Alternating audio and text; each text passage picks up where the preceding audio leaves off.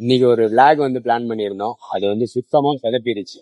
என்னன்னு பாத்தீங்கன்னா, நம்ம பவானில வந்து கானாநாயக்கன் கோட்டை அப்படின்னு ஒரு இடம் இருக்கு. அது வந்து ஒரு 700 வருஷமா தண்ணிக்குள்ளேயே மூழ்கி இருக்கு.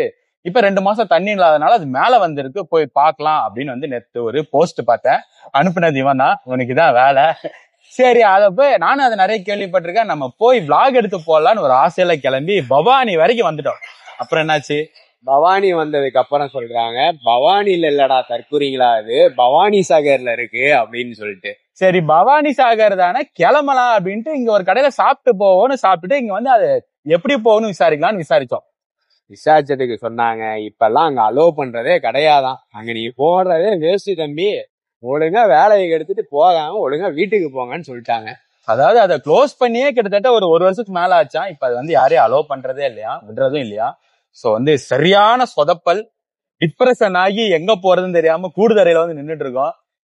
இந்த போஸ்ட் போட்டவர் மட்டும் கையில கிடைச்சாரு, சேக்கு சூசைட் பண்ணிப்பா. ப்ரோ நீங்க தான் ப்ரோ சொன்னீங்க, உங்களை நம்பிதான் ப்ரோ வந்தேன் நானு. சரி, ஓகே. ஆக்சுவலா இது எதுக்கு சொல்லலாம்னா, அந்த இடம் வந்து ஓப்பன்லயே கிடையாது, அதை இன்ஃபர்மேஷன் எல்லாத்துக்கும் சொல்லலாம்னு தான் வந்தோம். பட் வந்து சொதப்பிருச்சு, சாரி. ஸோ வேற எங்கேயாவது போய் வீடியோ போகணும்னா மறக்காம கமெண்ட்ல சொல்லுங்க, நாங்க போய் போடுறோம். Bye bye bye. குதிக்கிறீங்களா ப்ரோ? வீடியோ எடுக்கிறேன். தண்ணி இல்ல, கல்லுல அடிபட்டு செத்துட்டோம்னா தண்ணி இருக்க கல்லு தெரியுத.